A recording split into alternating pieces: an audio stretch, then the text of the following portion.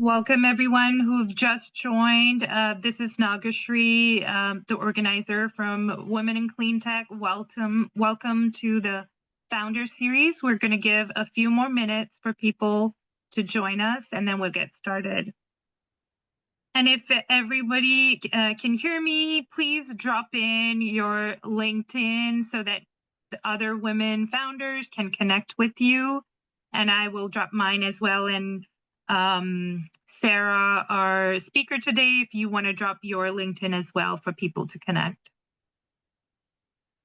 All right, I think we can get started. So welcome everyone to Women in Cleantech Founder Series.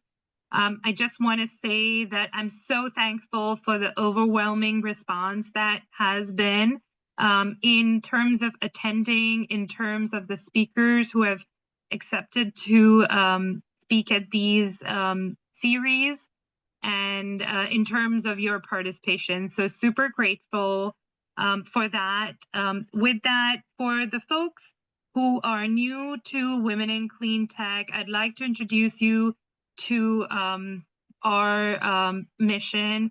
Our main mission is to help bring women like yourself in sustainability and clean tech together, help build the parity of women within these fields, as well as provide a forum for women to network and connect with each other, as well as bring your thought leadership to this community. And finally, we love local participation. We have a San Francisco chapter, an LA chapter, New York chapter, and a European chapter and a virtual one. So feel free to connect with people in your local chapters. I am Nagashri. I am a board of director at Women in Cleantech. I am also the chair of the Entrepreneurship Committee. And the Entrepreneurship Committee is organizing today's Founder Series, and we rely on the same pillars as Women in Cleantech and bring parity for women entrepreneurs. The inception of the Founder Series came from the pitch competition that happened earlier this year during SF Climate Week, and we had great turnout of applicants. What we heard from VCs as well as women founders is that we need a forum where women can meet each other and also experts who can coach us to get better at this.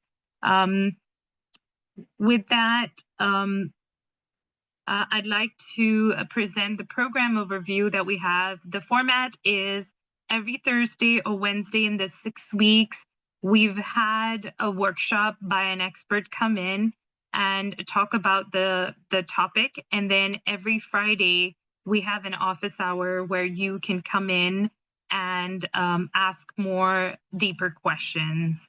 And then finally, we're going to end with a happy hour on October 24th, where you can meet us and your fellow founders in San Francisco in person. So far, we've completed 4 weeks where we started off with fundraising and cap tables, and storytelling and branding, and Legal 101 was the last one. And then today we have Sarah, who's going to talk about digital marketing. Up and coming, we have next Wednesday is building confidence in pitches. And then finally, we culminate with the happy hour on October 24th. What I like to highlight here is all our experts have one thing in common here, is that they all have had their corporate career and have left that to start their own entrepreneurship journey. And not only that, they are invested in supporting women like yourself. So I'm super excited that we've had the ability to bring together these women and that they are so supportive of this community. So thank you so much. With that, I'd like to tell you a little bit about myself. I am an entrepreneur myself. I have founded Gaia Force, a nonprofit that is focused on upskilling climate professionals. In addition to that, I have 15 plus years in building sustainable buildings as well as in clean tech. I was at Tesla for about 6 years, helping scale their Powerwall and solar roof products. And then more recently, I am passionate about community impact and accelerating the Women Entrepreneurship Program at WCS. With that, I'd like to hand over to Sarah, who will talk about herself and then, of course, today's topics. Welcome, Sarah. Thank you so much. Thanks for coming today. I'm really excited to get started.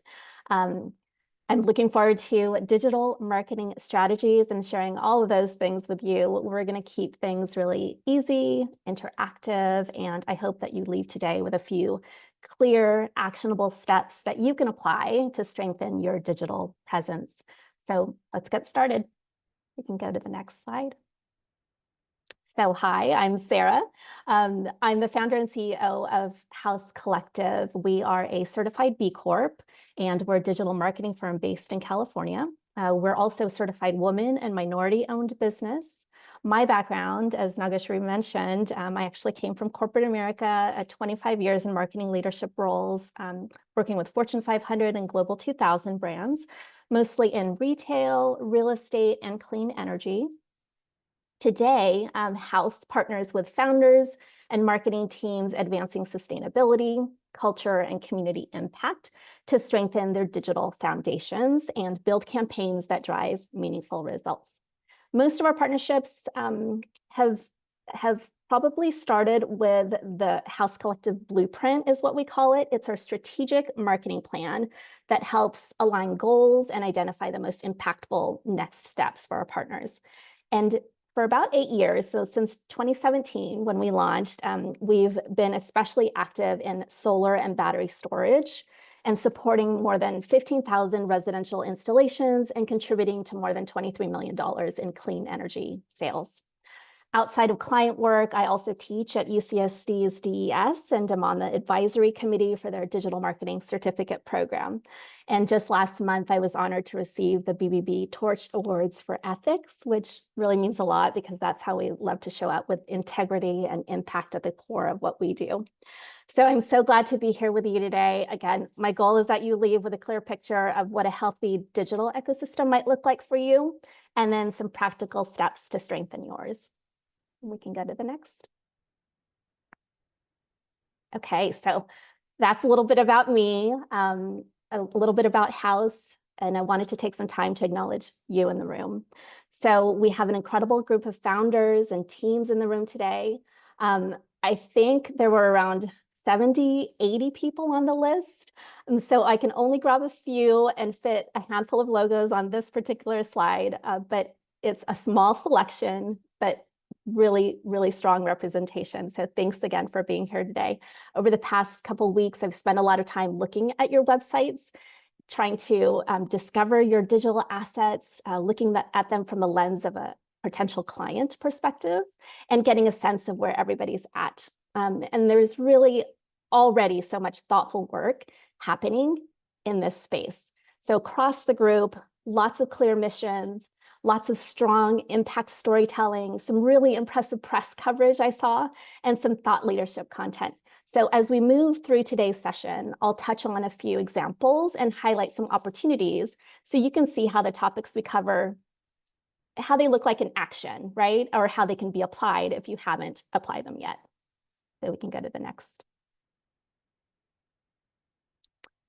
So what we'll cover today, we'll start with the pillars of a strong digital marketing foundation, from your first impression to your customer touch points to conversion.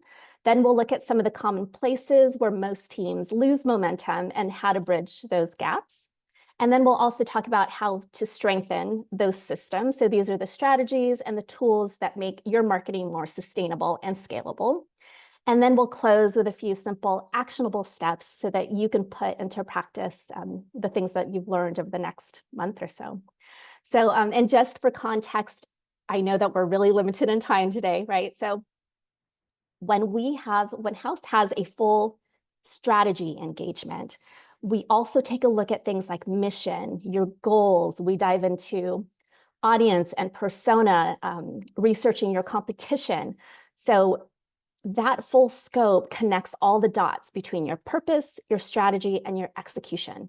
So I want to make sure that I mention that because there are things that are missing from today's presentation, right? So for today, we're going to zoom specifically, excuse me, we'll zoom specifically in onto the systems and the touch points that bring your strategy to life. We won't be able to cover it all, but we'll do our best. And the next. This is just a transition slide, so we can go to the next. Okay, so I'd love to see where everybody's at. I wanted to start with a quick check-in. When you think about your marketing right now, what part do you feel needs the most clarity? Is it number one, visibility, so getting found and building awareness? Is it number two, engagement, so keeping people interested, connected? Is it number three, conversion, so turning the interest into action? Are you getting those leads to say yes to your sales? So type 1, 2, or 3 in the chat. No wrong answer.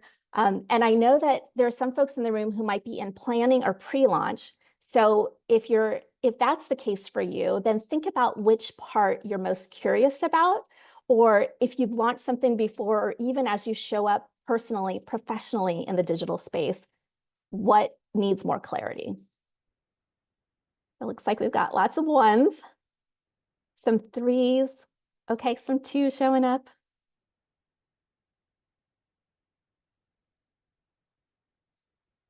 Lots of visibility.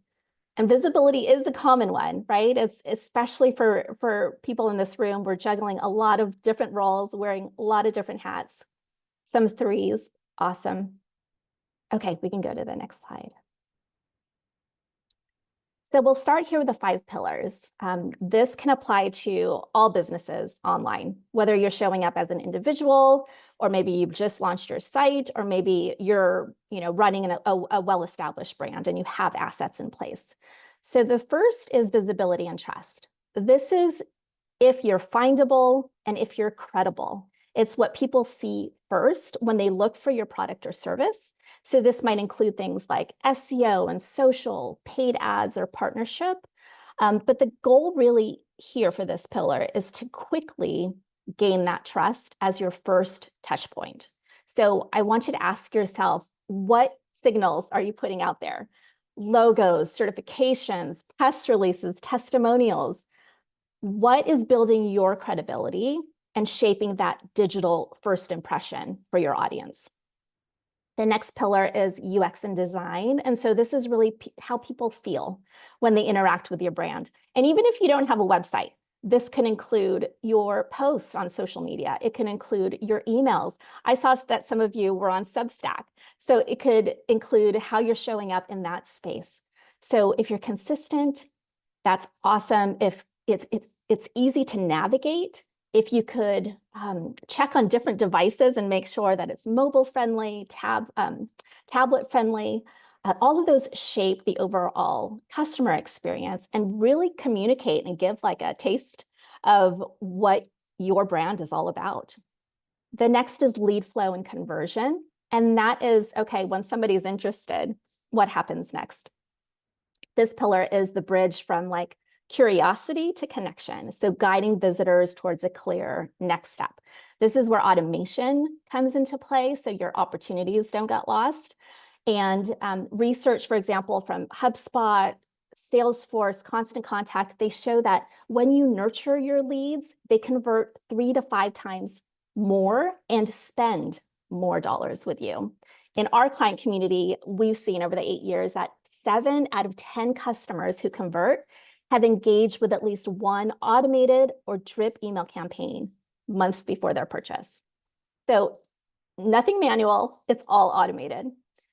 So even a simple welcome or maybe a follow-up sequence can make a difference. This pillar, I would say, along with maybe pillar 1 and 5, is probably where our team spends the most time with our clients. The next is compliance and credibility. So this one's about protection for both you and the people that you serve. So clear privacy language. Do you have a cookie consent? Sometimes I get the question of what's a cookie? That is like if you walk into a room and you're showing up at an event and you want everybody to wear a name badge so that people in the room know who you are. Well, you've got to ask their permission if they want to put their name badge on. So same thing with cookies. Saw a lot of this in reviewing the websites on the list, that there's an opportunity here, right? Because these little things are trust signals. If you are collecting emails, they've got to consent to that. If you're sending emails, you got to give them an option to unsubscribe. So we've got to make sure that it's a two-way street here. Content and engagement is the last pillar. This really helps build your reputation. You don't need to post everywhere. Just focus on a few places to stay visible. So whether it's LinkedIn or that Substack or here in organizations like WCS. You also had a really great session a couple of weeks ago with storytelling and your brand and how you show up. So those lessons and those topics, those stories of solutions and outcomes, this is the place to share it. And just so we're all on the same page, number 1 and number 5 are very similar. But if visibility, pillar 1, is about being found and immediately trusted, then pillar number 5, content and engagement, is really more about staying relevant and keeping those relationships alive. And so again, we're focusing today on how your marketing shows up digitally, but in a full strategic plan, it all depends, right? Because we would align your mission, your vision, your audience, and even your capacity of how you can show up. So these 5 pillars are how people experience your brand and how you move them from curiosity to close. So the next. So let's take a look at a few examples of the pillars in action. I'm not sure if you're in the room today, but they took the liberty of pulling some of my favorites, the ones that stood out. The top left is Nimble. Nimble builds trust right away. If you see that purple circle there, they have a validation logo right in the hero image. It's a great first impression. I love, and I'm not sure if we can zoom in, but I'll let you know that the navigation, which is their menu at the very top of Nimble, it's actually a call to action. So it sits right there on the home page. So instantly you know what they do, who they serve, where they're based. And that's also especially important if you have a business that has a specific service area. So this site is simple, it's credible, it's clear. Also everything above the fold. So everything that you see first when you land on their website works really hard to keep visitors on the page. Know Before is on the top right. So that's another really great example. I saw multiple trust signals. So all those little stamps, all those logos, they have a cookie consent. They have a gated lead form, which means I give you my information and then I can download something from the site. It's not, a complete free item, right? Like there's an exchange happening there. So that's awesome. And there's also a live chat. And I love that feature for some of our clients who have heavy service components in their business model. We see that up to 80% of visitors engage with a chat that lives on their website. So, I mean, just think of your service needs, right? Everyone needs instant access to support. So those features make a really big impact, especially for tech and service-based businesses. Mile 1 on the bottom left, really bright, really bold, immediately shows clarity on who they serve, strong calls to action. You know who they're talking to. And they also cover compliance with a cookie consent. And then bottom right, Regen Tech, a simple, this I pulled out specifically because you don't have to have a full multi-page website that does all the things. This is a simple one-page website where you click on a menu and it scrolls down to the exact section that you need. But they've done such a really great job with offering users a really great intuitive and engaging design experience. And I also love that most of us have blogs, or if you have a website, you probably have a blog. Their blog credits the writer or the team member. And that touch really helps build the thought leadership behind who's sharing what information. And if you're joining tomorrow's office hours, I'd love to invite you there. I'm happy to walk through more examples in detail, or maybe even get you in a hot seat if you want to go through your website, your emails, or the systems that you created for your business. You can go to the next. And the next. All right, so we've looked at what your digital presence includes. So now we're going to talk a little bit about where most teams lose momentum. And these patterns show up again and again. They show up in my own business after 8 years. So it's always good to just recognize them and prepare for them. So the first is inconsistent visibility. So this is marketing, but it happens in bursts. So if you have strong activity during a certain time of year, campaign, or an event, and then it goes quiet. So we go dark. It's usually because teams are lean, or maybe resources are limited, or maybe just, other priorities are getting the attention in our business. The key here is to level out those highs and lows so that we're creating an integrated marketing plan that keeps you visible all year round. The next is limited systems or tools. And this is, your website, your email, your CRM, and maybe you have those pieces, but they're not connected or talking to each other. Sometimes the tools are available, but you're not really using them to their full capacity, or sometimes you are using them for a different purpose. I know a lot of folks who use MailChimp, for example, or another email service provider as their CRM, which those two pieces are totally different. And there are specific sales and marketing platforms like HubSpot, for example. We have one ourselves called Powerhouse that really combine those functions, but making sure that we're using the tools for what they're intended. And then we have reactive versus strategic. So this is another common gap where we're making quick decisions. Maybe it's around deadlines or around what our competitor is doing or trends or shifts in the marketplace.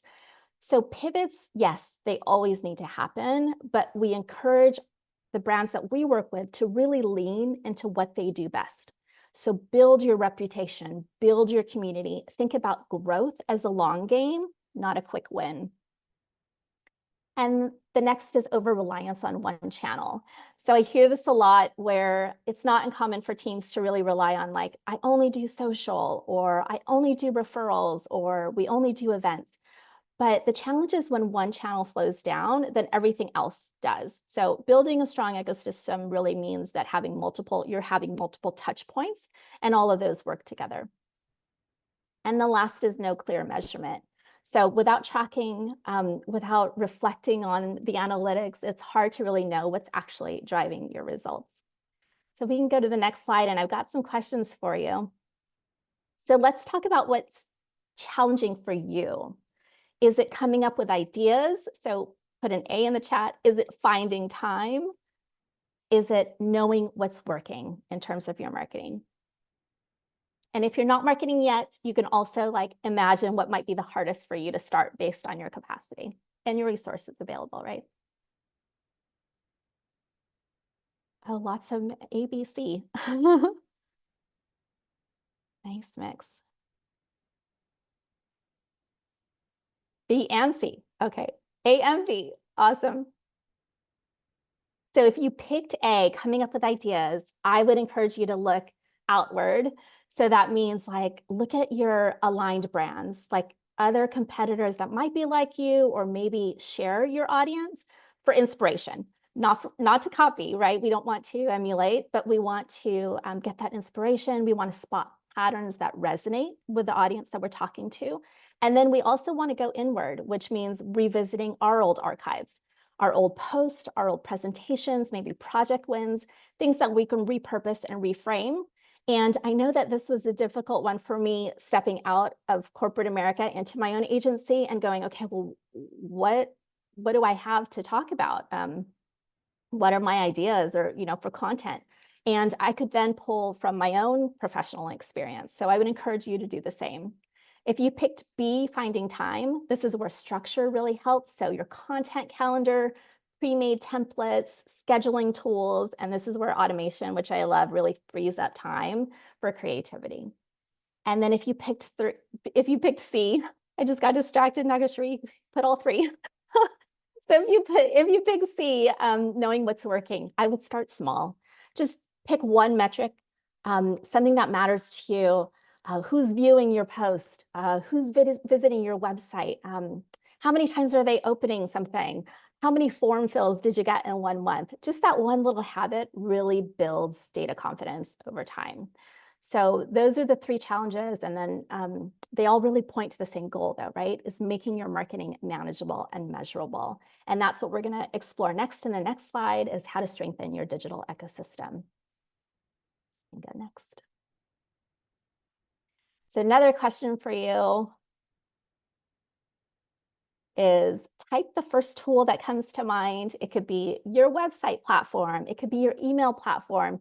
Maybe you're on a CRM. Maybe you haven't explored any tools yet. Do you have a social media schedule? Are you on LinkedIn?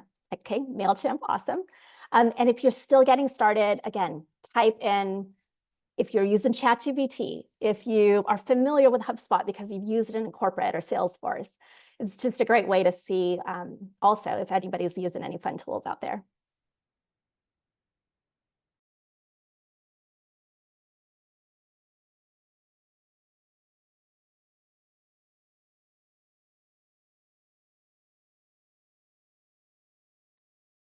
Awesome. I love seeing MailerLite in here. Your BFF, ChatGPT, love that.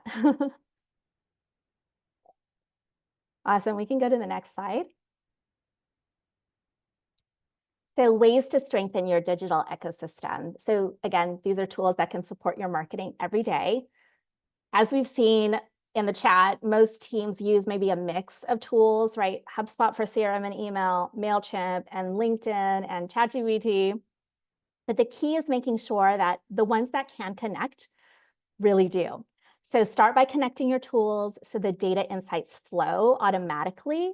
So a simple example, and probably my favorite that I've seen is most effective, is your website form leads to your CRM. Your CRM triggers a welcome email series, and then you don't have to touch it. So you can do one email. We build drips that go like every week for months and months at a time. So there's so much opportunity here.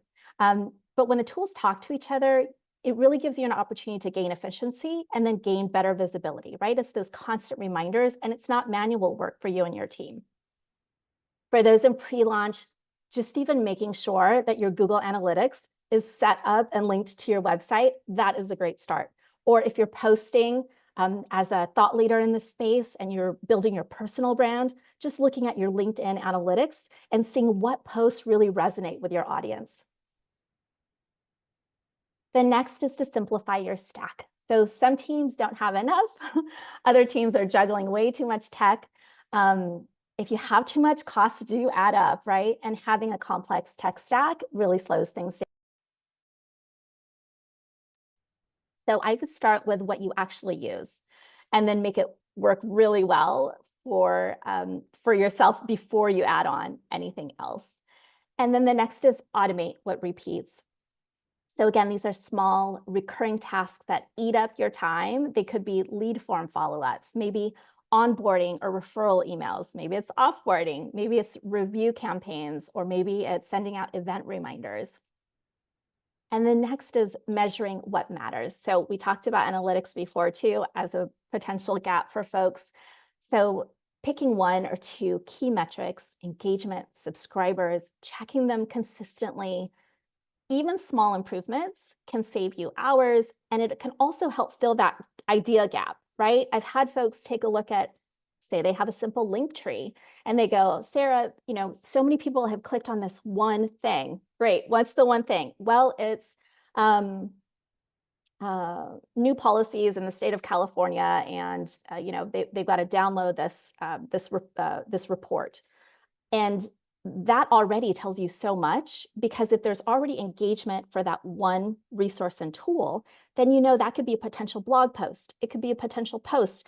It can be something that you change your LinkedIn headline to, that you're the expert around. You could have a whole webinar around that particular content, right? And then I do want to also mention a quick note on ChatGPT, because it does have a space here. And it can definitely help with that efficiency gap and the ideas. So I would encourage you to use it to support your systems. We always recommend, though, that it never replaces your strategy. You can feed your strategy in it to see what the results might be, but it shouldn't replace that or your voice. So all of these small shifts, connecting, simplifying, automating, measuring, they all add up to a marketing system that hopefully is more manageable and works for you. So we can go to the next 2 slides. And the next. Okay, so let's take everything that we've covered today, turn it into something actionable. These are simple, like, realistic ways that you can focus on marketing over the next month or so, whether you're a team of one or maybe you have a group in-house. The first is maybe starting with your foundation. So updating your clear call to actions on your website, maybe reviewing or adding privacy policies. Check if you have them. A lot of folks had them missing from the bottom links. So make sure that you're asking people permission to opt in when they're filling out a lead form. Maybe adding validation logos and all of the partnerships that you've had, or your impact stats, like how much sales you've supported, or how many clients you've served, or what your wins are, even in the corporate space. Like, share those impact stats out with your community. Those are my favorites. Engage with your audiences next. So I would share one news story or post about your impact, your team, or maybe a recent win. This is also the space where it would be a really great idea to just collect fresh testimonials, right? You can develop great case studies using this, or even just snippets of feedback and reviews that you might use. Revisit your lead flow. So make sure it's easy for people to connect with you. So check your form, make sure there's an opt-in or next step so that every inquiry has a place to go. And again, even if you don't have a website, I saw somebody in the chat say they were just launching or just building one. If you are using LinkedIn, for example, as your main source of communicating your thought leadership in your space, then even a call to action at the end of your post and letting them know, okay, what you can do next. Email me here, text me here, message me here, and making sure they go somewhere and you're following up.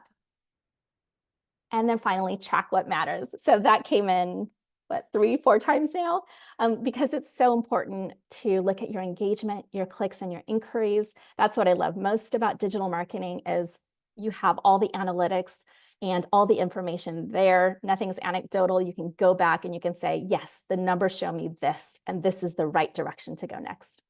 And the goal here isn't to do everything at once. A lot of you, again, already have really great puzzle pieces in place. It's just a matter of taking a look to see if, certain pieces might need to shift or toss a few out. And one small improvement, maybe every week over the next 30 days, will get you moving in the right direction. So the next slide, we've got another question for you. When you're thinking about your marketing right now, what's one small step that could make a real difference if you started in the next month? It could be, again, updating your website, reviewing your analytics, or maybe mapping out a potential email series. And you can type your answer in the chat.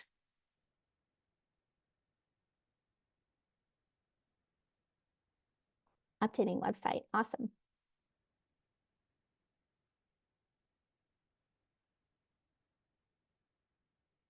And if you're in a pre-launch stage, you can still do this, right? Think of the one small setup step.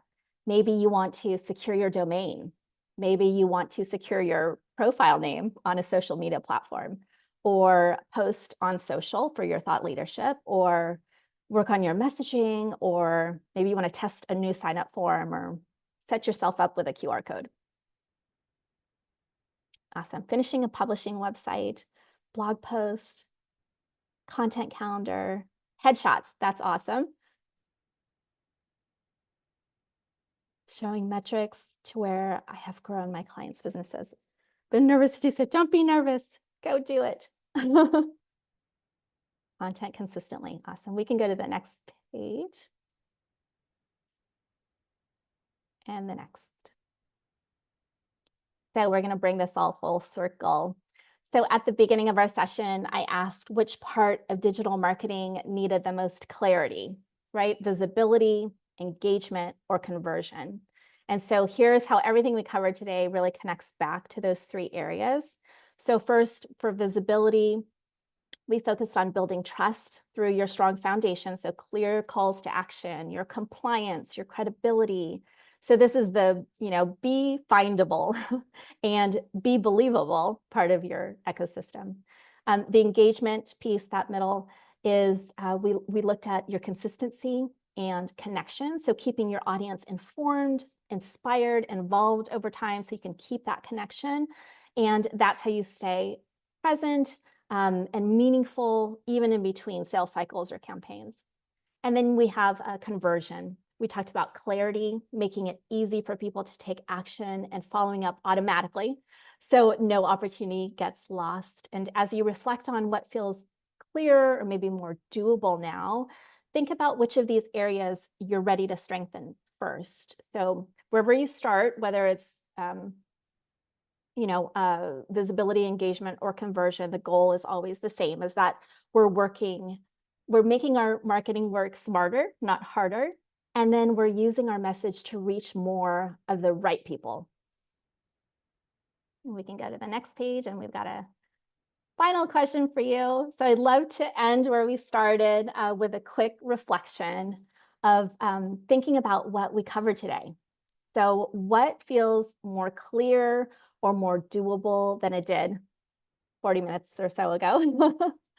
And it could be small, it could be a simple next step, or maybe even just a new way to look at your marketing, or simply like a bit more confidence maybe in how you see these pieces fit together.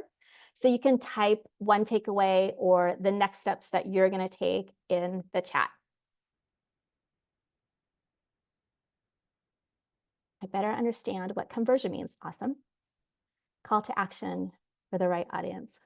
So there's two, actually, when marketing uses the word conversion, we're talking about taking somebody who doesn't know your brand to understanding your brand, and then to getting into your pipeline so they can speak to somebody about your brand.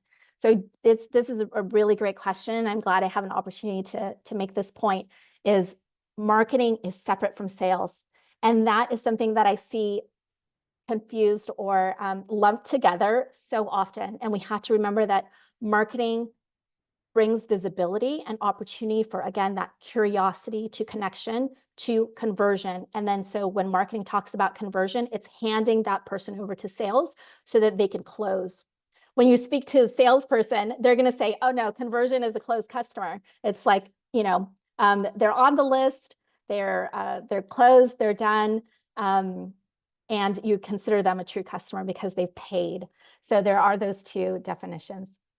I can start with small steps and always keep measuring and tracking in focus. Awesome. Link between efforts, so posts, website, and blogs. Yes. Automation and trust signals. Yes. Great. We can go to the next slide. So thank you all so much. I know we covered a lot. I hope you're leaving with a few things that feel a little more clear, a little more doable than when we first started. At House, again, a lot of our work begins with a blueprint. That blueprint is our strategic marketing engagement. And that really helps teams align their goals, assess what's working, and move forward with a clear plan, right? But what we explored today really reflects on just a few pieces of that process, really simplified for our time together so you can walk away with tangible things. But everything that we covered, from visibility to engagement to conversion, it really works best when it's built with a strong strategic foundation. So if you want to stay connected, if you want to continue our conversation, again, we're meeting tomorrow for office hours. I'd also invite you to reach out, use the QR code on the screen. I'm really honored to be part of the FoundHER in Climate program this inaugural year, and deeply appreciate the work that you're all doing to advance sustainability, culture, and community impact. And again, my hope is that you keep growing your good brand with clarity, confidence, and purpose. And if there are any questions, we can go there. Thank you so much, Sarah. If you guys have any questions, please feel free to raise your hand, and I will, take one question at a time, and you can unmute yourself and ask the question. So we're ready to start taking questions. Do we have any hand raises?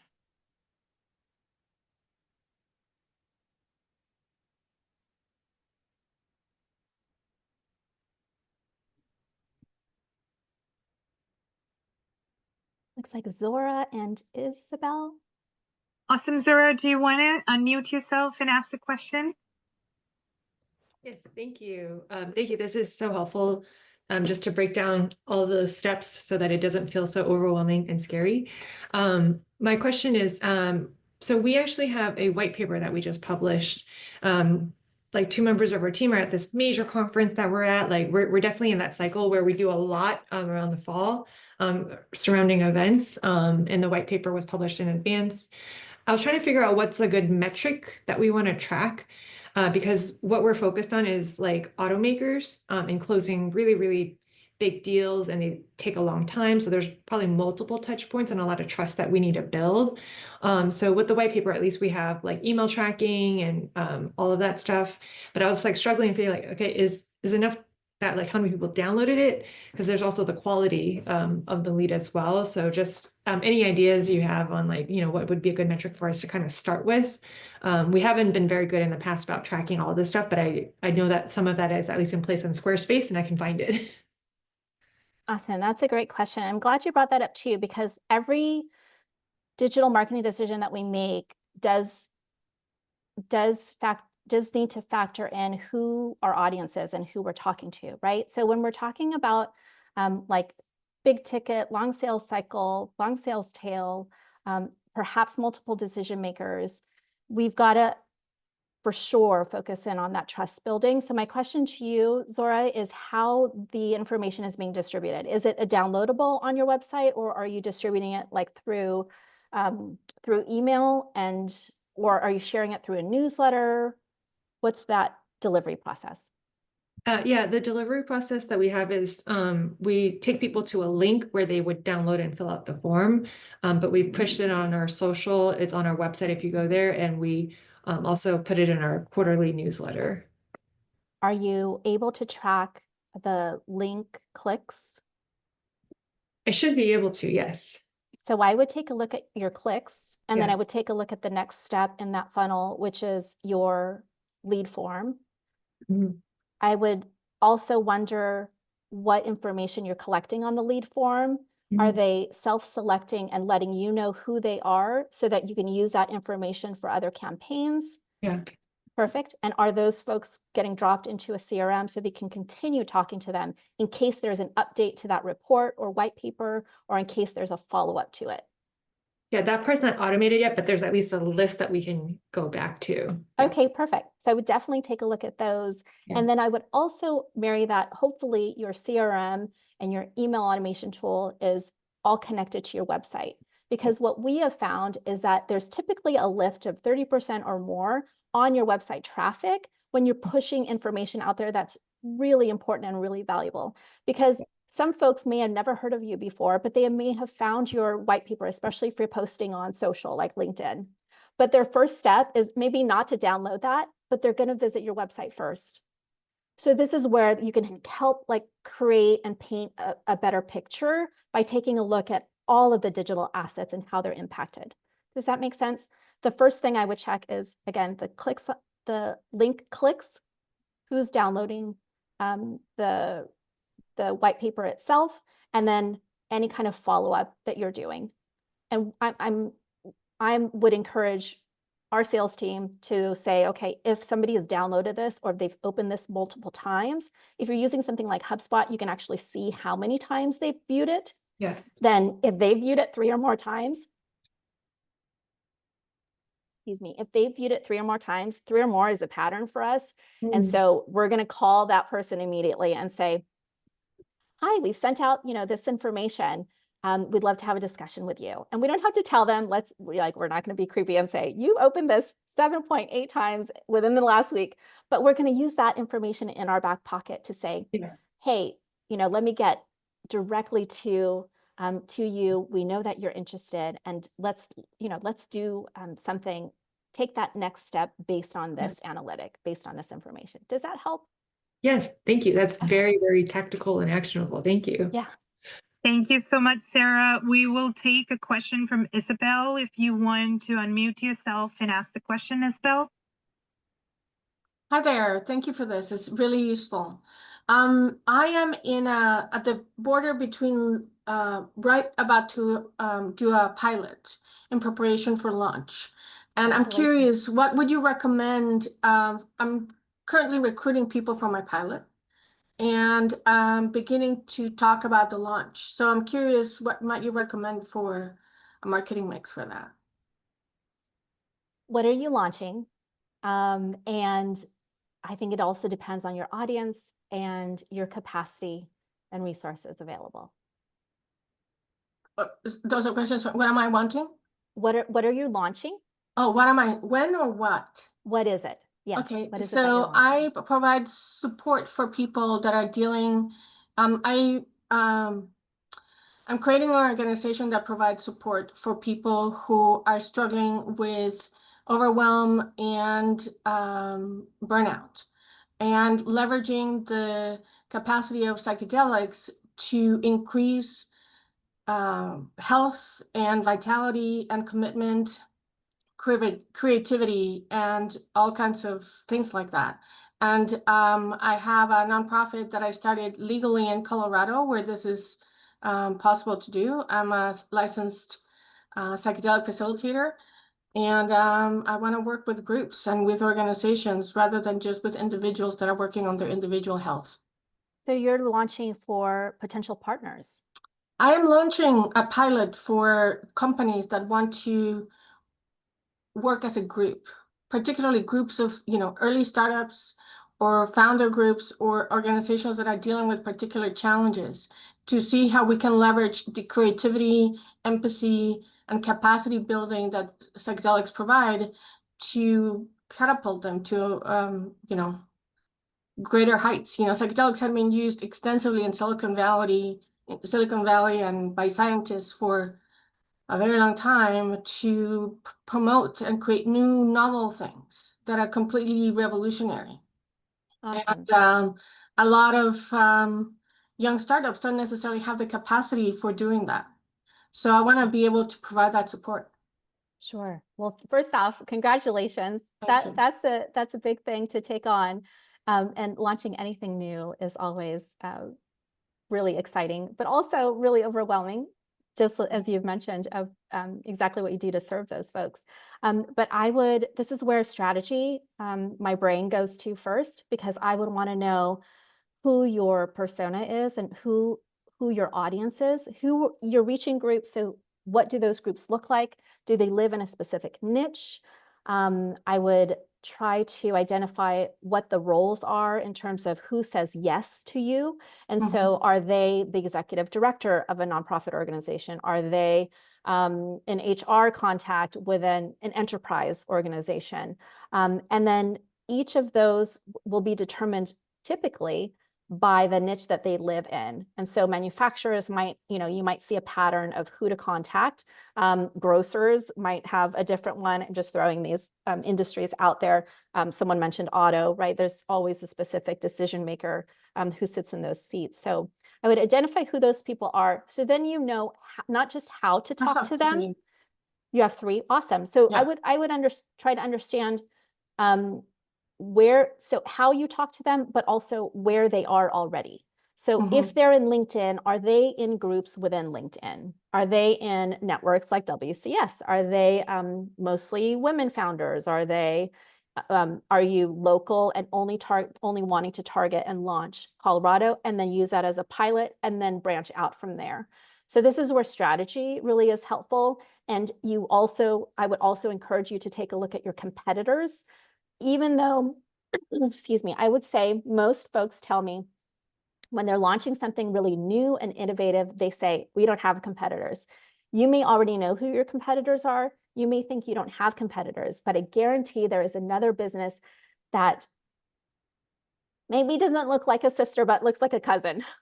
Maybe something that's almost close enough that you might share an audience, right? So it doesn't look exactly similar. It's not an apple to apple comparison, but it is a fruit. So I would take a look at what they're doing, just to, again, not to emulate, but to really understand and get inspired by the patterns that you're recognizing there and how they're successful in reaching out to the communities that they serve. So those would be my 2 big steps, and they're probably really big. Thank you. Hopefully that helps. Very useful. Thanks. Yeah. Do we have any other questions?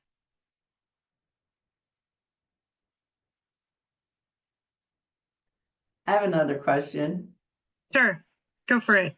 Yeah, so we are introducing our SaaS. It's patented. It's the very first time we're sales ready and getting it out there into the world. And we are introducing this to sustainable marketplaces and sellers of sustainable products. And this will be on their website with an environmental impact score next to every single product on their site.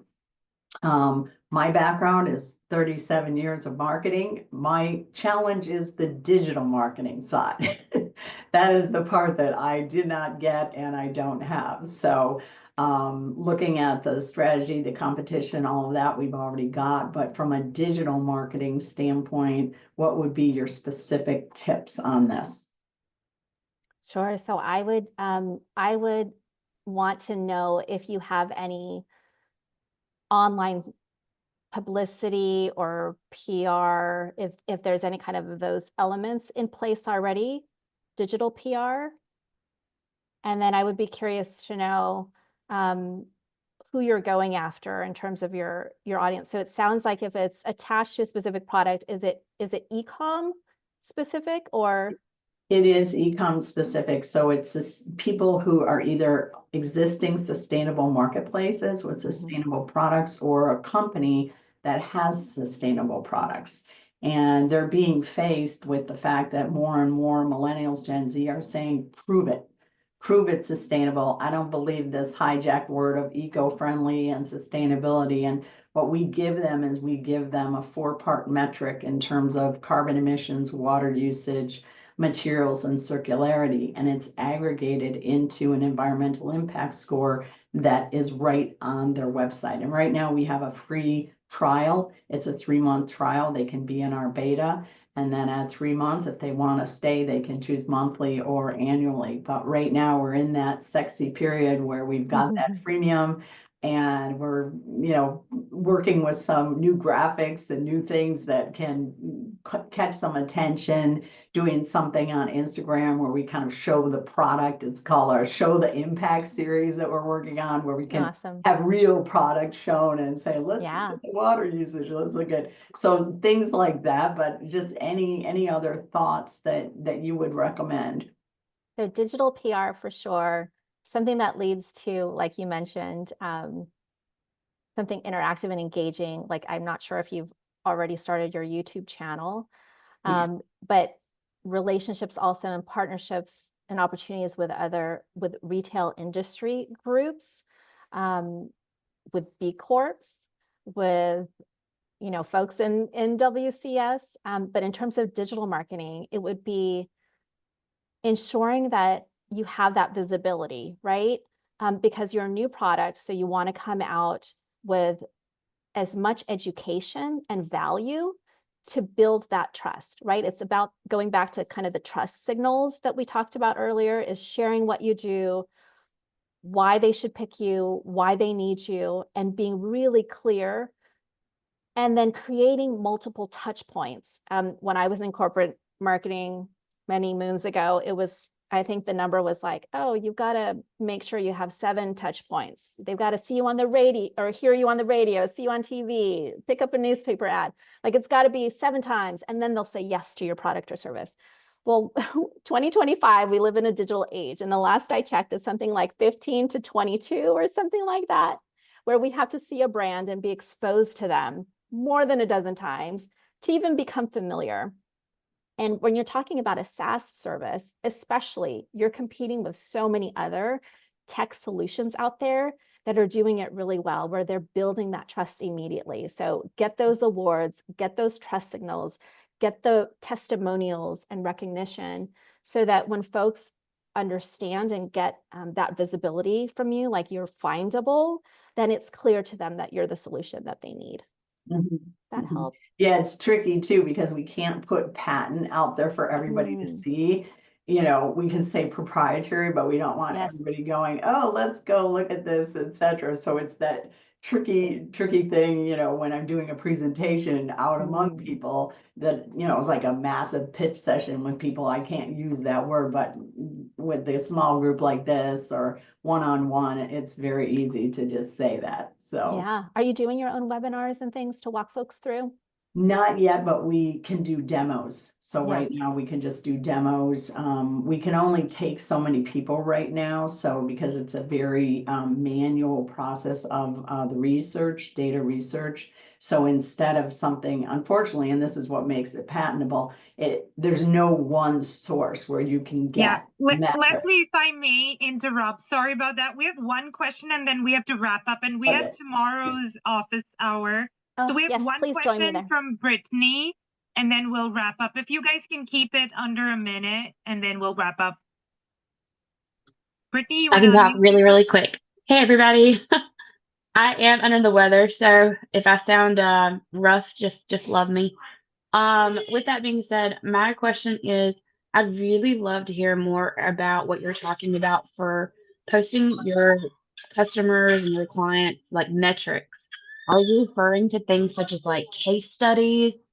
Because I have clients where I've literally took them from they were closing to being successful, and I don't know how to word that on LinkedIn to say, because you know that's their brand, and I still want them to look like I still care, even though we don't work together anymore. You know what I mean? And then like I've taken businesses that were making $100,000 a year to $300,000+ a year, and then I'm like, should I have that numerical metric in there? You're shaking your head, yeah, like up and down, yes, but will like, do you think the company would get upset, you know, because they'll be like, hey, you're showcasing like where I was to where I am now? Like, I think I'm it nervous depends. It depends on who your client is, right? And if you have that relationship to build a full-on case study around them. But we've also done things with partners and ourselves where we have client partners who are, you know, very quiet about the things that they do, and they keep their decisions very close. And so we still build case studies though by saying XYZ client in this industry or in this space, or, you know, somebody in solar and somebody in battery storage, or somebody with social impact in a nonprofit space, or a SaaS product. Like, you can use the industry as an example, and you can also have those impact stats kind of float on their own. Like, here's my professional experience. I have 3x'd this, you know, sales, or I have 10x'd website visitors, and use it in more of a general sense to really establish that authority. And again, that confidence building, so people can understand when they see you that you're credible, and you know, they want to take the next step because they can trust you. I like that. Thank you. I've Awesome. been very nervous about that. Yeah. Brittany, you can come tomorrow to the office hours and ask some more questions. So we will see you tomorrow. I quickly want to run through some of the WCS slides, if I may. Sorry. Yeah, so we have a couple more sessions up for the Founder Series. We have Building Confidence in Pitches. That's coming next Wednesday. And then we have a happy hour in person at Trellis Co-working Space. So please come and meet us, as well as mingle with founders.